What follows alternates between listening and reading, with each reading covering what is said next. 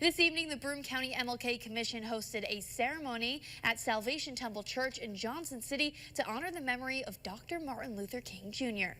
Local leaders from Broome County and the state gathered with the commission for reflection on Dr. King and his ideals. Prayer, choir, performances, and other music was heard before the panel of guest speakers took the stage. Pastor Arthur Jones with the Salvation Temple Church gave his thanks to the local leaders that came out to the event to honor Dr. King's memory. And just the fact that you got the leaders in here in this cold weather showing their bravery and that they're ready to be on the front line and continue to do what we've been doing for years. Binghamton Mayor Jared Cram also spoke at the ceremony, stating that the work of Dr. King is still ongoing in this nation and in the city of Binghamton.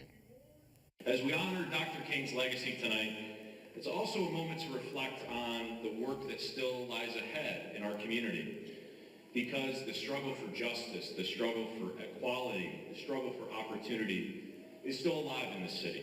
And the challenges we face and in the promises that we must fulfill to each other. The church rows were packed shoulder to shoulder with members of the community, giving their thanks for Dr. King's impact on our country.